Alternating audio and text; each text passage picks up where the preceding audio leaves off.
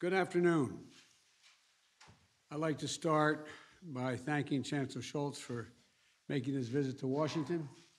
We had an opportunity to have a very productive meeting.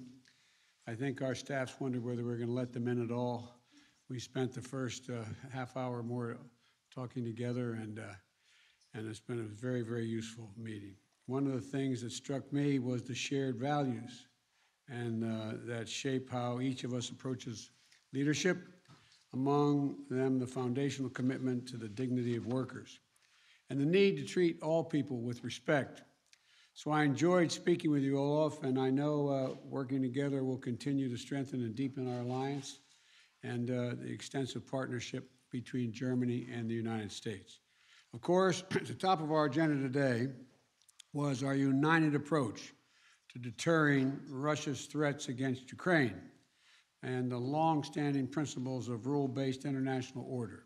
That's what we spent most of our time talking about. Germany and the United States, together with our allies and partners, are working closely together to pursue diplomatic resolutions of this situation. And diplomacy is the very best way forward for all sides, we both agree, including best for Russia, in our view. And we have made it very clear we're ready to continue talks in good faith with Russia. Germany has also been a leader in pushing de-escalation of tensions and encouraging dialogue through the Normandy format.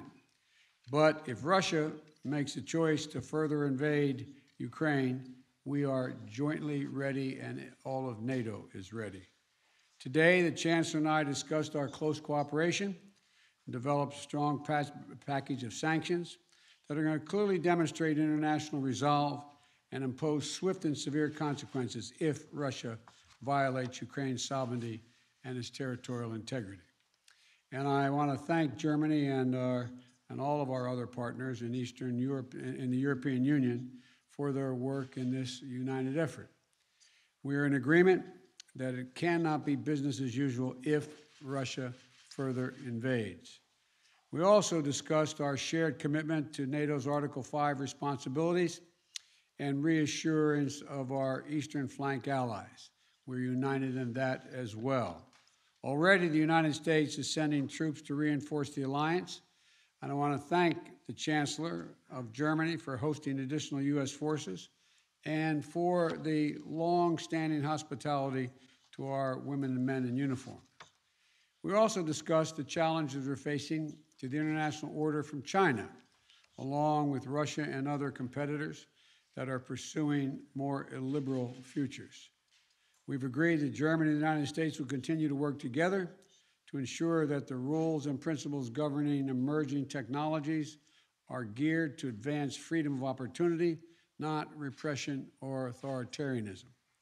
We also reaffirmed our commitment to completing the work of integrating the Western Balkans into the European institutions and to finally realize a Europe that is whole, free, and at peace. With Germany holding the presidency of the G7, we also talked about how that forum can harness the world's leading democracies to advance a robust agenda on global challenges, from ending the pandemic to addressing climate change. So the bottom line is this: whether as allies in NATO, partners through the European Union, as leaders of the G7 and G20, or through our strong bilateral relationship, Germany and the United States are close friends and reliable partners, and we can count on one another.